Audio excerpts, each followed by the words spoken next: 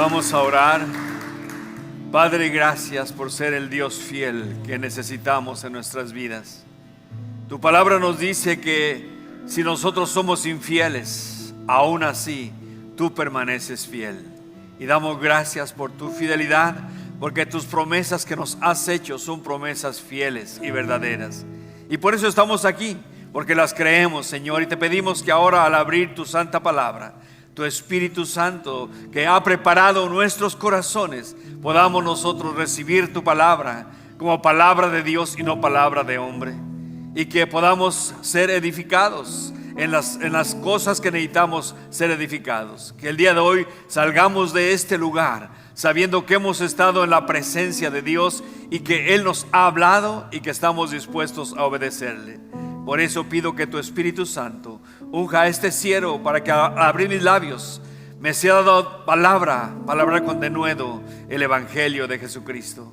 Gracias te damos en el nombre de Jesús, y el pueblo de Dios dice amén y amén. Le damos un fuerte aplauso al Señor. Amén. Muy bien, pueden tomar asiento en esta mañana y vamos a ir a la palabra del Señor. Toma, mija. Ok. Bien, entonces buenos días, familia en Cristo. ¿Cómo se encuentran? Bendecidos, prosperados y en victoria. Buenos días a aquellos que están en las líneas cibernéticas, diferentes plataformas sociales. Muy buenos días. Feliz domingo, primer día de la semana que nos reunimos como iglesia para estar en la presencia del Señor y para escuchar su palabra. Le voy a pedir que entonces en este día no olvide este dicho muy famoso que lo repito constantemente: ya huele a Cristo. Tenemos que estar preparados para su venida, que nos encuentre a todos nosotros esperándole a Él, preparados de esa manera. Así que el día de hoy voy a pedir que abra su Biblia en el Evangelio según San Mateo, en el capítulo 5. Mateo capítulo 5, estaremos mirando del verso 13 al verso 16. Mateo 5, versos 13 al 16. Y el título del mensaje en esta mañana: la influencia de un siervo dichoso. La influencia de un siervo dichoso. Y el tema, estamos mirando el sermón del monte. Familia, Jesús aquí nos va a hablar de que somos una influencia, pero tenemos que entender que ya el apóstol Pablo nos profetizó que los días que usted y yo estamos viviendo son tiempos peligrosos. En 2 de Timoteo él escribió estas palabras, versículos 1 al 5 del capítulo 3. Dice: también debes saber esto, que en los postreros días vendrán tiempos peligrosos. Y usted y yo somos testigos de estos tiempos que vivimos el día de hoy. Pablo dijo el carácter de los hombres de los últimos días, y empieza diciendo que habrá hombres amadores de sí mismos, avaros, vanagloriosos, soberbios. O sea que da una lista que no es completa, porque hay aún más caracteres dentro de los días que vivimos. Pero vemos nosotros que el apóstol Pablo concluye diciéndonos a los cristianos en el versículo 5 de esta manera: que tendrán apariencia de piedad, pero negarán la eficacia de ella. Y esto nos dice a nosotros que son personas que atienden una congregación como esta, que tienen apariencia de piedad, pero niegan su eficacia. Y por eso Pablo nos exhorta, dice: a estos evita, no te juntes con ellos, como dice en otra porción. Lo mismo Jesús nos advirtió a nosotros, que en los últimos días serían como los días de Noé, previo a su venida. Y Génesis capítulo 6, verso 5, dice que vio el Señor que la maldad de los hombres era mucha en la tierra. ¿No es verdad lo que vemos el día de hoy nosotros con nuestros propios ojos? Dice que todo designio de los pensamientos del corazón de ellos era de continuo solamente al mal. Es lo que vemos el día de hoy en nuestros alrededores. La noticia nos dice cómo el ser humano se ha vuelto tan insensible a las demás personas. Hace unos días, un par de semanas posiblemente, se encontró un tráiler lleno de cadáveres. Simple y sencillamente, esta gente no ve al ser humano como lo que es, sino lo ve como un paquete que cobra por llevarlo a un lugar, y se pierde el paquete, pues ni modo. Es la manera en que el ser humano ve el día de hoy a otro ser humano. No lo ve como un ser creado a la imagen de Dios, sino como un paquete que tengo que entregar en cierto lugar, y eso es todo. La violencia que se ha desatado en todos lugares. En Chicago, hace unos días, el mero 4 de julio, un tirador desde una azotea, simplemente tirando a diestra y siniestra y matando a 7 personas y más de 30 heridos. Vemos nosotros en qué condiciones nos encontramos el día de hoy. Escuchaba yo el testimonio de una señora que vino su papá a visitarle. Venía por primera vez a los Estados Unidos y estaba ahí. Y dice: me tocó ver cómo la bala le sacó los sesos a mi padre. Dice: jamás esperé una experiencia en mi vida así. Dice: qué crueldad, en qué mundo estamos viviendo el día de hoy. Y en los días de Jesús, todo esto ya se divisaba o se miraba que estaba ocurriendo. ¿Qué posible influencia pudiéramos ejercer usted y yo con las características que se describen en los versículos 1 al 12? Porque son características que humanamente no nos caben en la cabeza. ¿Qué influencia puede hacer una persona que es pobre en espíritu, una persona que llora por su pecado, una persona que es mansa, que se retiene de no usar una fuerza equivocadamente, una persona que es hambrienta y sedienta por la justicia, una persona que es misericordiosa, que tiene un limpio corazón, que es pacificador, pacificadora? ¿Qué influencia puede tener una persona en un mundo como el que estamos viviendo? ¿No le parece a usted que tales virtudes que parecen tan frágiles es como tener una pelea en contra de alguien que trae una pistola y usted trae una almohada y se enfrenta a esa persona? Pero el Señor nos ha dicho que así serán los tiempos peligrosos, en donde vemos que nos enfrentamos a personas que tienen el puño cerrado para golpearnos en cuanto nosotros seamos influencia para ellos. Pero no olvide esto: los siervos de Jesucristo, y digo todos nosotros que estamos aquí, los que me están mirando en línea también, que son hijos de Dios, ¿verdad?, siempre seremos minoría. Piense en esto: siempre seremos minoría. Un pequeño remanente rodeado de una mayoría que tiene sus puños cerrados y sus labios listos para ofendernos. Pregunta: ¿puede hacer mucho bien nuestra presencia? ¿No es un esfuerzo el que Jesucristo quiere hacer con nosotros en un mundo lleno de tanta violencia y de tanta maldad? Bueno, Jesús, el que nos pintó el retrato de un siervo dichoso, no estuvo de acuerdo con este escepticismo de muchas personas, o que los tengamos nosotros. Pero él tampoco negó que habría una batalla. No olvide usted, ¿verdad?, cuando miramos los toques finales que le da al lienzo del siervo dichoso, nos recuerda el Señor que estamos involucrados en una batalla, que nuestra zona no es un parque como Disneylandia, sino es un campo de guerra en donde tenemos que estar preparados. Por eso termina diciendo en los versículos 11 y 12: bienaventurados sois cuando por mi causa os vituperen y os persigan y digan toda clase de mal contra vosotros, mintiendo. Esa frase es muy importante: mintiendo. Dice enseguida: gozaos y alegraos, porque vuestro galardón es grande en los cielos, porque así persiguieron a los profetas que fueron antes que vosotros. Qué hermoso es el Señor, que no nos engaña en ninguna manera. Cuando enfrentamos pruebas, Él nos ha dicho que Él nos va a sacar adelante, que no temamos. Cuando enfrentamos tribulación o batalla o lucha, Él nos ha dicho que Él estará con nosotros. Además nos dice: la batalla es mía, dice el Señor, no es de nosotros.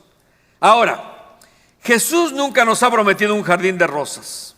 No, Él se colocó frente a nosotros y admitió que el terreno de lucha de este mundo no es un amigo benévolo que nos ayudará a que sigamos caminando hacia adelante.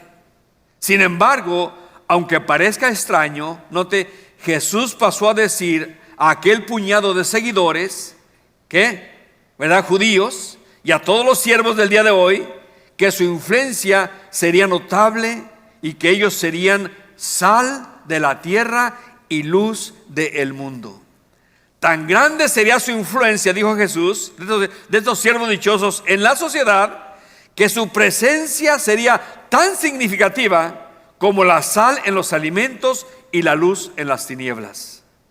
Ninguno de estos elementos es llamativo, ni extremadamente importante, pero ambos son esenciales, ya que sin nuestra influencia, escúcheme por favor, este mundo pronto comenzará a notar nuestra ausencia. Cuando Cristo venga por nosotros, el mundo se va a corromper totalmente.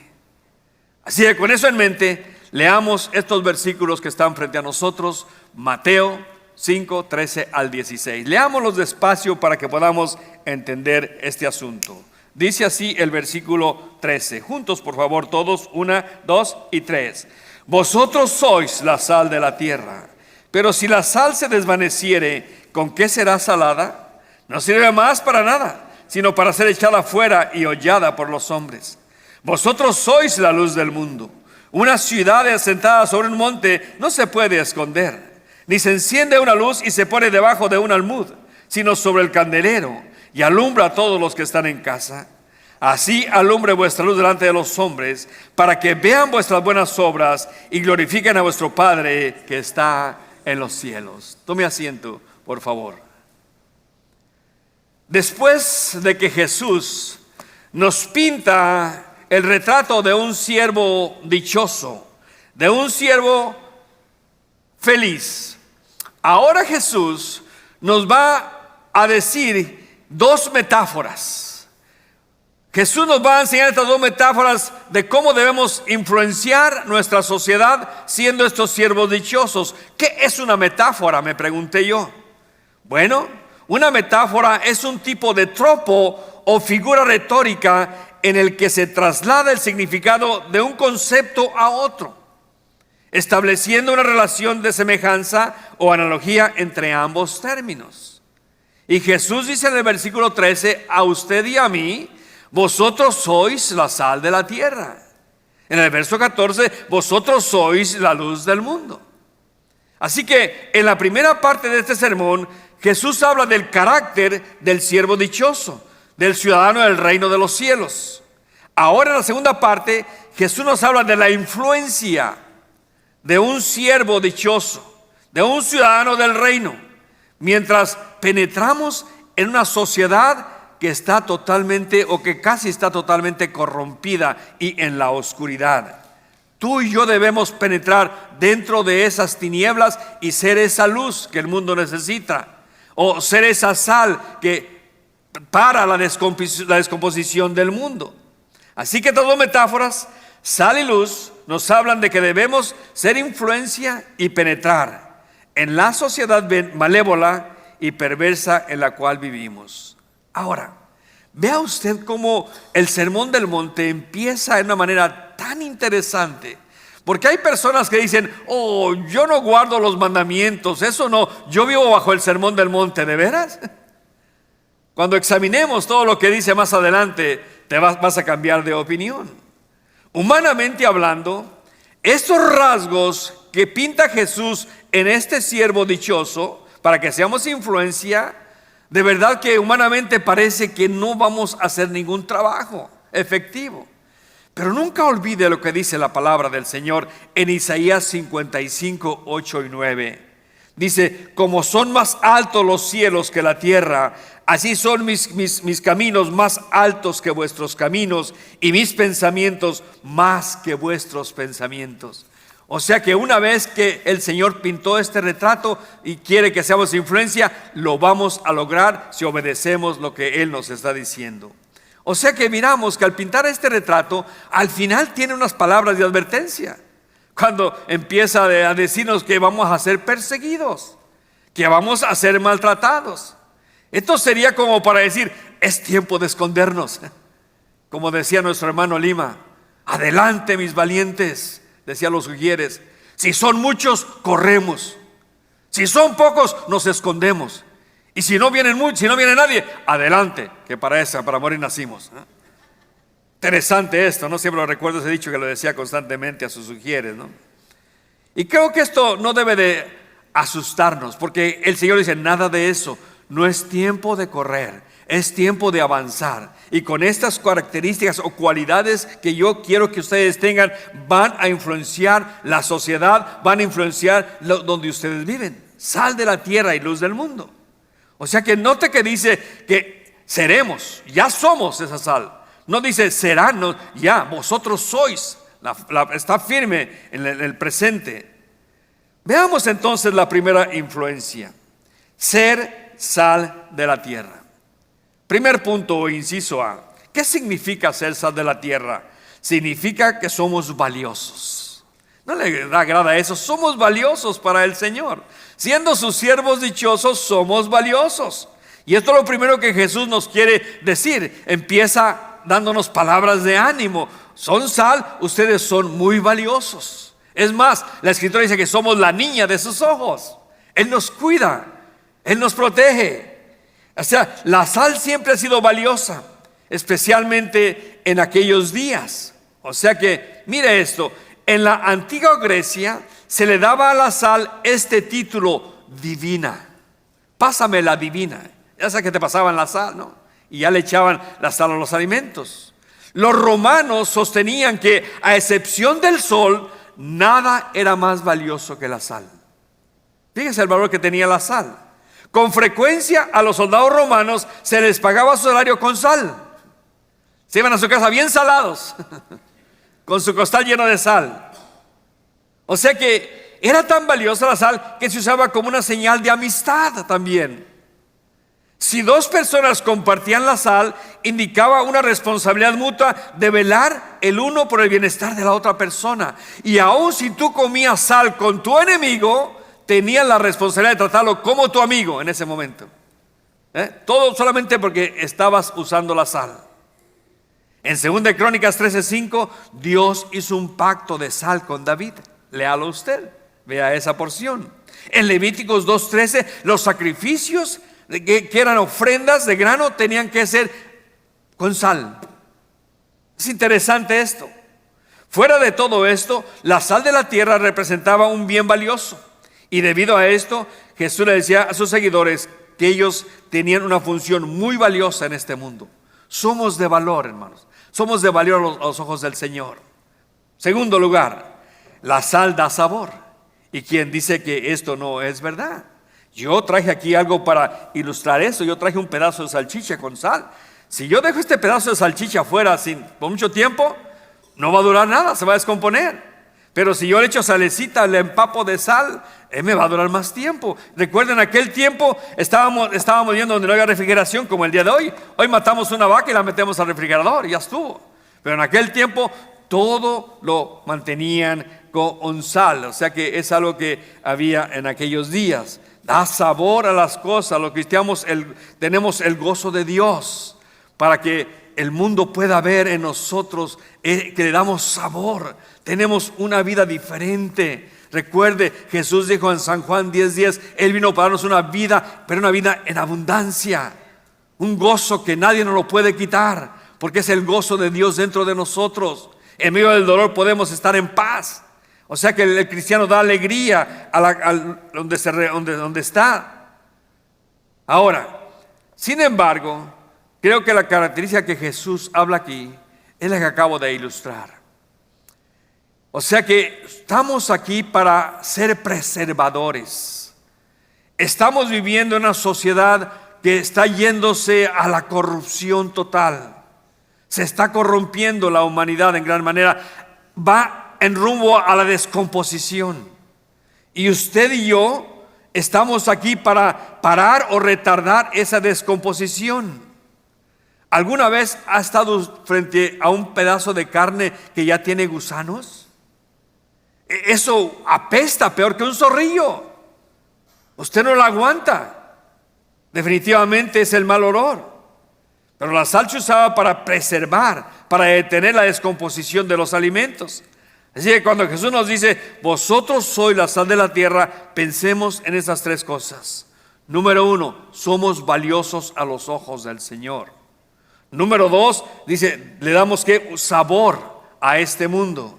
O sea que, ¿por qué? Porque la sal da sabor a todas las cosas que toca. Y debemos de preguntarnos esto: ¿estoy mejorando el lugar donde yo vivo?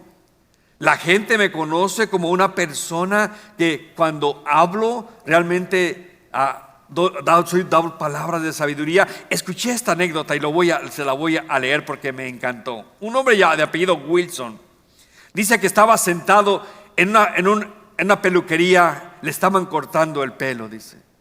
De repente, dice, entró un personaje en ese lugar, dice, que en cuanto entró cambió el ambiente totalmente de la peluquería, donde había varios peluqueros haciendo su trabajo, dice. Dice, cuando ese hombre se sentó en una silla junto a mí, dice, y escuché las palabras que estaba compartiendo con el peluquero que le estaba cortando el pelo, me di cuenta que ese hombre se interesaba en alcanzar a esa persona para Cristo. Dice, entonces, dice, me di cuenta que había asistido a una reunión evangelística, pues la persona que estaba sentada era D.L. Moody, dice, había estado en esa silla. A propósito, me quedé después de que se fue este hombre, dice, y noté el efecto singular de su visita que había traído a esa peluquería. Todos hablaban en voz baja, no conocían el nombre del personaje, pero sabían que algo había elevado los pensamientos de ellos. Sentí que me fui de ese sitio como si hubiera salido de un lugar de adoración. La presencia de un siervo, de una sierva de Dios en cualquier lugar.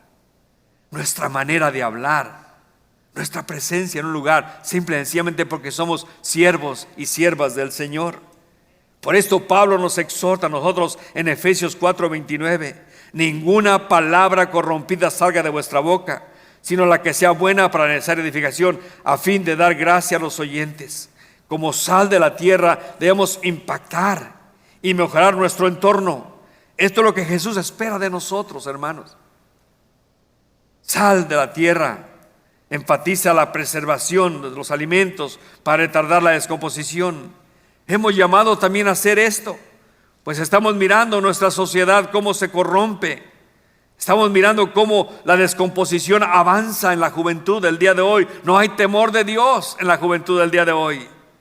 Y Jesús nos pide que seamos sal de la tierra, esa sal que retarda la descomposición. Somos testigos visuales de que vemos cómo se descompone todo. Hace unas semanas que cortaron la ley del aborto, cómo se ha levantado la sociedad en contra de eso. Desde 1973 se han matado millones de niños en esta nación. Pero el día de hoy las mujeres quieren seguir matando a sus bebés. ¿Por qué? Dicen, porque tengo derecho sobre mi cuerpo. Y mi pregunta es, ¿ese bebé que traen dentro no tiene ningún derecho? Es una pregunta. Bien, ¿por qué tú nomás tienes derecho y lo que traes en tu vientre, que es una persona, no tiene ningún derecho? Pero vemos cómo está todo. Podemos ver la violencia que se vive todos los días en esta nación. La nación entera está en un estado de descomposición y nosotros somos la sal de preservación de la descomposición en el área donde vivimos. O sea que debemos parar esa descomposición, debemos retardar el deterioro del mundo, siendo sal de la tierra. La gran pregunta es, ¿lo estoy haciendo yo?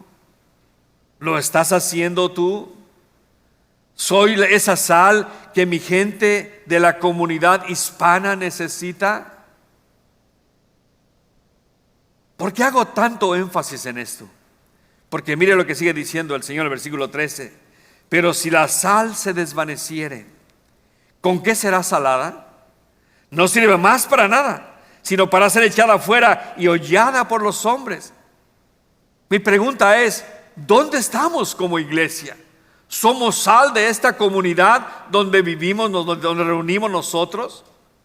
¿Dónde estamos como creyentes? ¿Dónde estamos como discípulos de Cristo que nos llamamos? Ciudadanos del reino. Porque si somos ciudadanos del reino, somos la sal de la tierra. Ahora Jesús no nos está diciendo, entre más salado estés, porque muchas veces dirá usted, pues yo estoy bien salado, pastor, nunca me gano nada, todo me va mal. No está hablando de esa manera. Mientras más salado estés, más derecho tienes al reino de Dios. No se trata de eso, sino ahora eres un embajador, dice, en el nombre de Cristo. Entonces ve y anuncia el evangelio. Trata de parar esa descomposición. El problema está en que perdamos nuestra función. La gran pregunta que hace Jesús dice, ¿cómo será salada? Es una pregunta que no tiene respuesta. En otras palabras, si usted ha perdido su función como sal de la tierra, usted sirve para tres cosas, y yo también, si hemos perdido la función. ¿Cuáles son esas tres cosas? Anótela. Número 1, para nada. Número 2, para nada. Y número 3, para nada. ¿Entendemos lo que dice Jesús? No sirve más para nada, sino para ser echada afuera y aullada o pisoteada por los hombres. Ahora sabemos bien que el mundo va rumbo a una descomposición. Lo sabemos claramente. Mas aún así, Jesús dice, ustedes son sal, para que paren esa descomposición, para que retengan esa corrupción que el mundo, hacia donde el mundo va. Segunda influencia, ser luz del mundo. Verso 14. Sabemos que Jesús vino como la luz del mundo. Es más, en Mateo 4, 13 al 16, cuando Jesús llegó a la tierra de Zabulón y de Neftalí, se cumplió lo que dijo el profeta Isaías cuando dijo, tierra de Zabulón y de Neftalí, camino del mar, al otro lado de los Jordán, Galilea de los gentiles, el pueblo asentado en tinieblas vio gran luz. Cuando Cristo llegó como la luz del mundo. En Juan 1, 7 y 9, dando testimonio, Juan el Bautista dice que él no era la luz, pero él vino a dar testimonio de la luz de Cristo Jesús. Y San Juan 8, 12, Jesús se declara abiertamente diciendo, yo soy la luz del mundo, y el que me sigue no andará en tinieblas. Mas ahora Jesús hace algo que nos pareciera totalmente loco o fuera de serie. Ahora Jesús ve a sus discípulos que están sentados al pie de Él y que estamos sentados el día de hoy al pie del Señor. Y Jesús viene y dice, vosotros sois la luz del mundo. Wow. Ahora Jesús le está diciendo a sus discípulos, piensen en esto, aquellos discípulos que por los religiosos en Hechos capítulo 5, si bien recuerdo, eran considerados como hombres del vulgo, sin letras, porque básicamente cuando se miraba a un rabino como Jesús, la gente decía, ese hombre es una luz del mundo, por la sabiduría que había en él. Pero ahora Jesús viene y le dice a sus discípulos, a sus analfabetos discípulos, aquellos hombres del vulgo, y les dice, vosotros sois la luz del mundo. Pablo nos define bien a nosotros en 1 Corintios 1:27. Dice así, 28, sino que lo necio del mundo escogió Dios para avergonzar a lo sabio, y lo débil del mundo escogió Dios para avergonzar a lo fuerte, y lo vil del mundo y lo menospreciado escogió Dios, y lo que no es, para deshacer lo que es. Y yo digo, Señor, gracias. Ahí estoy yo y muchos de los que estamos aquí. Eso es lo que el Señor está diciendo. Ahora ustedes, aunque son lo vil, lo menospreciado del vulgo como los consideran los demás, ustedes son la luz del mundo. Wow. Y Pablo extiende esta enseñanza en Efesios 5, 8 y 9, porque en otro tiempo eras tinieblas, mas ahora sois luz en el Señor. Escribiendo a los tesalonicenses capítulo 5 versículo 5, dice el apóstol Pablo, porque todos vosotros sois hijos de la luz e hijos del día. En Filipenses 2:15 Pablo nos exhorta a que resplandezcamos como luminarias en el mundo. Jesús sigue diciendo, una ciudad asentada sobre el monte no se puede esconder, ni se enciende una lámpara y se pone debajo del almud, sino sobre el candelero para que no vea todos los que están en casa. O sea que así como nos advierte a que si la sal pierde su sabor, se vuelve insípida, no sirve para nada, Jesús nos va a decir que si nosotros ponemos una lámpara, y traje una lámpara para mostrarles esto, porque yo quiero que usted tenga una ilustración cuando menos. Ya le mostré la carne, le voy a mostrar ahora lo de la lámpara. Miren nomás, esta es una lámpara muy simple, no se miró como era en aquel tiempo, ¿verdad? Pero bueno, lo hice así, a ver si funciona, ¿ok? Miren nomás. Ahora sí me apaga la luz, por favor. Totalmente. Cuando una lámpara se enciende y se pone en el almud o debajo del almud, se pierde toda la luz. Almud quiere decir un cajón. Si la persona metía la lámpara en un cajón, de nada sería. Y era una lámpara más chiquita que esta. Pero imagínense usted cuando se esconde la lámpara, cuando se esconde la luz. Imagínense usted, nosotros somos la luz del mundo, pero de repente dice, dejamos de brillar. Entonces se apaga todo. ¿Se puede prender la luz?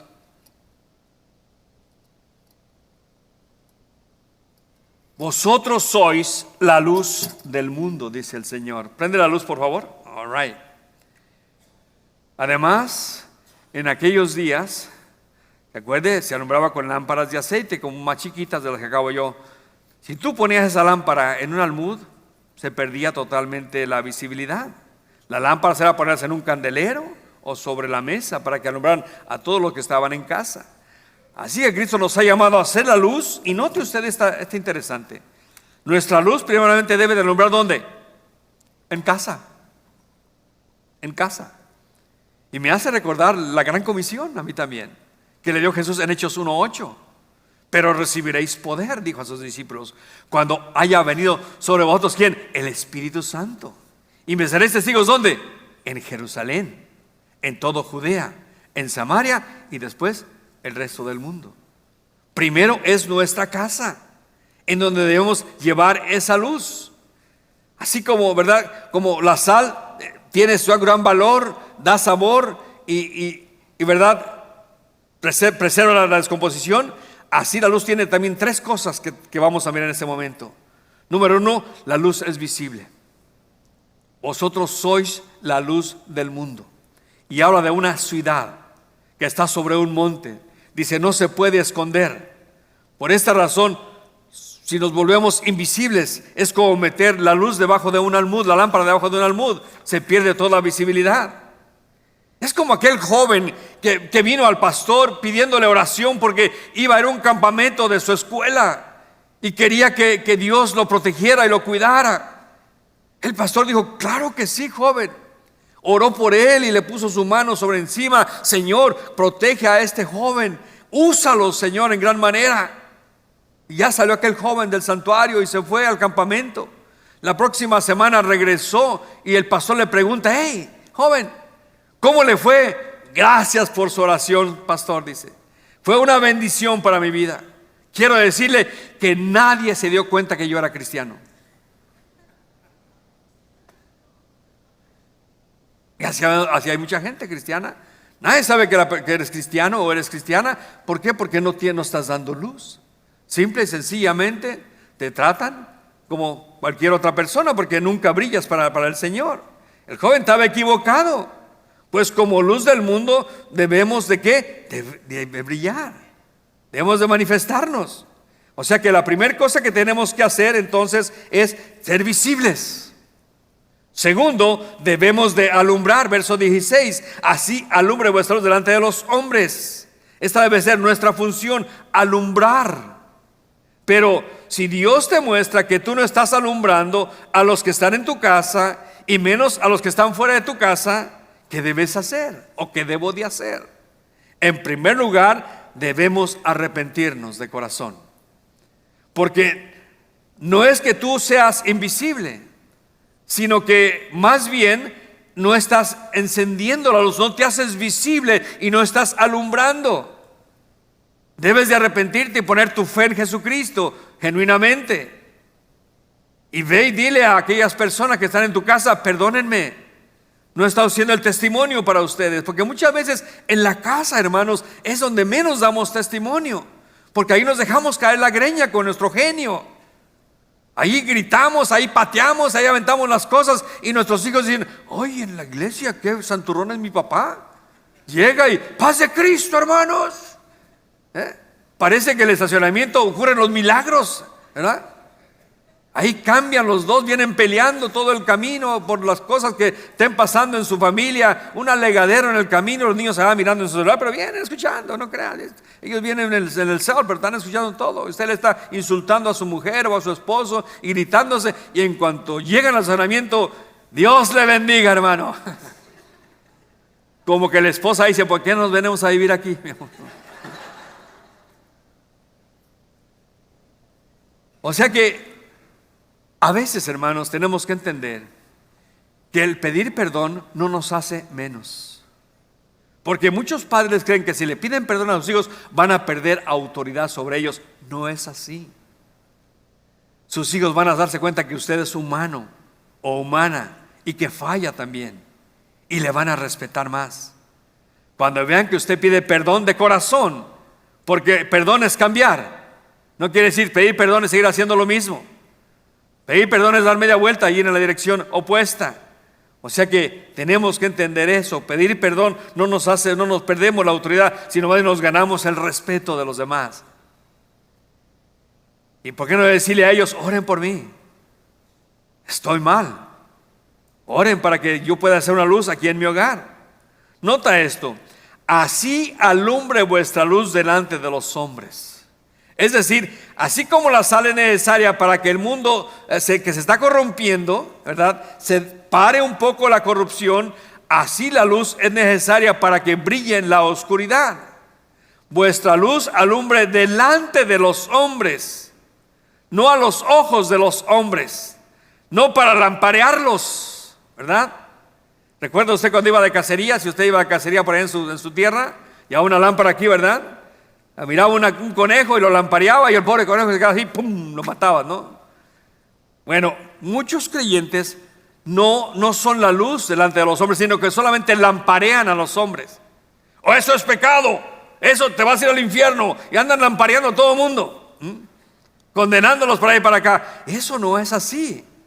Tenemos que hacer luz delante de los hombres, alumbrarles el camino a una relación con Cristo, alumbrarles por donde pueden andar ellos en la voluntad del Señor.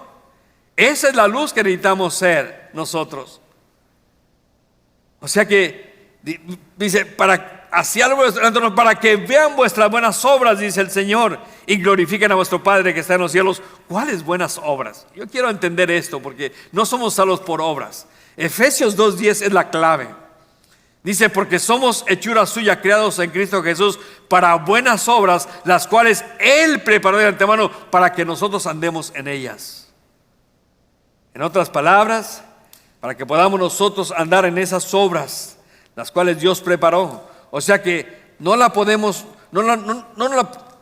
pasemos lampareando a los demás lo que están haciendo mal, sino más bien mostrémosles con la palabra del Señor y con nuestra conducta cuál es el camino hacia el reino de los cielos.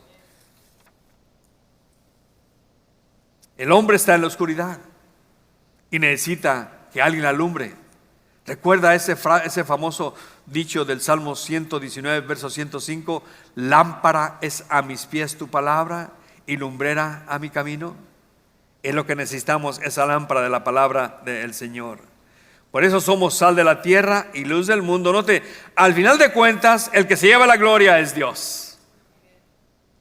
Primero de Pedro 2:12: manteniendo vuestra manera de vivir entre los gentiles, para que en lo que murmuran de vosotros como de malhechores, glorifiquen a Dios. Entonces, seamos sal y luz de este mundo. Que no seamos una sal insípida, sino que seamos una sal que para el deterioro de la humanidad, de la vecindad, de la casa donde estemos viviendo, y que alumbremos delante de los hombres. Entonces, la tercera cosa y la más importante, que todo lo que hagamos sea para la gloria de Dios. Glorificar a nuestro Padre Celestial que está en los cielos. La luz no debe de alumbrarnos a nosotros. ¿Cuánta gente se la pasa tratando de hablar con las personas y tratando de que la gente los vea a ellos o a ellas? Eso no es. Nosotros debemos de ser invisibles en esa área y mostrarles a Jesús, a quien deben seguir. Porque si le estamos mostrando que nos sigan a nosotros, nosotros les vamos a fallar. Todos aquí somos pecadores. Y un día podemos fallar y la gente va a decir, ¿qué pasó? Pero si le mostramos a Jesús, Cristo nunca falla, hermanos. Él les va a llevar adelante. Y nosotros solamente seremos herramientas en sus manos. Amén. Ahora, algo muy importante. Jesús nunca llamó o nunca acepta discípulos para que sus discípulos sean secretos. A él no le gusta la secreta en su ministerio. Discípulos que nunca manifiestan sus virtudes, sino más bien discípulos que atraen a otros hacia Dios. Y a nosotros ser visibles y atraer a otros hacia Cristo, esto trae sobre nosotros la persecución, la crítica. Y Jesús dijo, si eso pasa por causa, de mí, y están mintiendo, entonces ustedes gócense y alégrense. Para concluir, quiero darles un reto el día de hoy. Un reto que yo me lo puse también para mi vida. La respuesta personal al papel que nos corresponde como sal y luz de este mundo. Puesto que Dios nos ha llamado a que como sal y luz seamos siervos de influencia, que no seamos una sal insípida, que no seamos una luz que la ponemos debajo del almud. Quiero darle a usted 3 cosas para que nos hagamos 3 preguntas el día de hoy. Recuerde, Jesús dice, quiero que ustedes sean diferentes. Y la primera pregunta es, ¿soy yo diferente? ¿Cómo me ven los demás? Soy un siervo dichoso, soy diferente. ¿Por qué? Porque la mayor tragedia del cristianismo a través de la historia cambiante y de altibajos ha sido nuestra tendencia a ser como el mundo, en lugar de completamente ser diferentes al mundo. Los héroes de nuestros hijos son los artistas, los deportistas, y ojalá que no sean de usted también. En lugar de que sea Abraham y Jacob e Isaac, o los profetas, o los apóstoles, o los santos del Antiguo Testamento, son los que están en los medios sociales, que tienen más seguidores, cuando nuestro héroe debería ser Jesús y nadie más. La cultura reinante nos ha absorbido como si fuera una gran aspiradora, y nosotros hemos hecho un sorprendente trabajo de adaptación. Pero los siervos dichosos debemos ser diferentes. Lo vimos en el retrato que nos pintó Jesús al principio, en los primeros 12 versículos del Sermón del Monte. Tan diferentes como la sal y un pedazo de carne que se está echando a descomponer porque no fue puesta en ella. Como el agua y el aceite, como la luz y las tinieblas. Debe haber una diferencia en nosotros, en las otras personas que no conocen al Señor. Recuerda, nada de apariencias, porque somos auténticamente diferentes. ¿Lo eres tú? ¿Lo soy yo? ¿Qué dicen nuestros hijos de nosotros? Piensen en eso. A veces no les preguntamos a ellos porque, a ver, siéntelos un día y pregúnteles, ¿soy yo diferente? ¿Soy un hijo o una hija de Dios? Por favor, dime la verdad. Sus hijos se la van a decir y usted tiene que aceptarle. Si le dicen que usted es una carcomia, usted tiene que aceptar. Ay, caray, ¿qué pasó aquí ya? Porque sus hijos le van a decir la verdad. Número 2, soy responsable. Estoy obedeciendo lo que el Señor me está mostrando aquí. Si yo leo correctamente las palabras de Jesús, lo que Él dice es algo más que ser sal y luz. Así que soy responsable de que mi sal no pierda el sabor, el gusto, que mi luz no la esconda. Así que de vez en cuando debo examinar mi vida, si soy sal y soy luz de este mundo. Recuerde, los verdaderos siervos de Cristo hacen algo más que hablar. Muchas veces nos gusta hablar y hablar y hablar. Nos negamos a convertirnos en cristianos de madriguera, que nos escondemos en la iglesia y corremos a la casa. No, porque para que la sal sea gustada y se vea tu luz, tenemos que establecer contacto con las personas. La pregunta es, ¿somos responsables personalmente de obedecer esto que nos ordena el Señor, que somos sal para parar la corrupción del mundo o la sociedad donde vivimos, que somos luz, que no lampareamos sino que alumbramos delante de los hombres para mostrar el camino hacia Dios? Y por último, ¿yo ejerzo influencia? ¿Yo ejerzo esta influencia? No nos engañemos, hermanos. El mismo hecho de que pertenecemos a Cristo, de que no adoptamos el sistema del mundo y que marchamos al ritmo del tambor de la palabra del Señor, nos permite ejercer influencia. Te quiero animar No quiero que salga usted de aquí condenado, sino quiero que salga de aquí animado. Somos una influencia en nuestra sociedad. Nosotros somos influencia en los demás. Aun cuando no tratemos de ser religiosos, ni estemos predicando desde una plataforma, somos una luz que echa su luz a los ojos, no a los ojos de los demás, sino delante de los demás. Ahora recuerda que no se trata de ganarte el reino de los cielos por lo salado que tú eres o lo visible que tú te hagas, porque tú y yo somos hijos de Dios tan solo por su gracia. Y nada más. Pues Dios ha preparado de antemano las obras en que tú y yo debemos de andar, siendo sal de la tierra y luz del mundo. Este es el reto de este mensaje. Que vayamos afuera y que seamos esa sal que detiene el deterioro de nuestro hogar, de nuestro vecindario, del pueblo o la ciudad donde vivamos. Que seamos de impacto, de influencia con la manera que vivimos. Además, que seamos una luz delante de los hombres para que vean nuestras buenas obras y al final de cuentas todo se lleve la gloria solamente a Dios. Amigo que me ves a través de los medios sociales, o si hay alguien aquí dentro del santuario que no tiene una relación con Cristo, dice: cuánto me gustaría ser sal y luz y seguir la enseñanza de ese Dios tan maravilloso que usted predica, pastor, que está en la Biblia. ¿Qué tengo que hacer? Tienes tan solo que creer el Evangelio. Creer que Dios te ama con un amor incondicional. La escritura es muy clara en San Juan 3:16: de tal manera amó Dios al mundo que dio a su Hijo unigénito para que si tú crees en Él no te pierdas, mas tienes vida eterna. Tienes que reconocer que eres un pecador. La Biblia lo dice de punta a punta desde Génesis 3: eres un pecador. Romanos 3 dice: por cuanto todos pecamos estamos privados de la gloria de Dios. Pero tienes que entender con la primera que su gran amor que Él tiene por ti. Romanos 5:8, Dios muestra su amor para con nosotros en que siendo pecadores Cristo murió por nosotros. Con la siguiente tienes que entregar tus pecados al Señor. Romanos 9 y 10, si tú confiesas con tu boca que Jesús es el Señor y crees en tu corazón que Dios levantó a los muertos, serás salvos.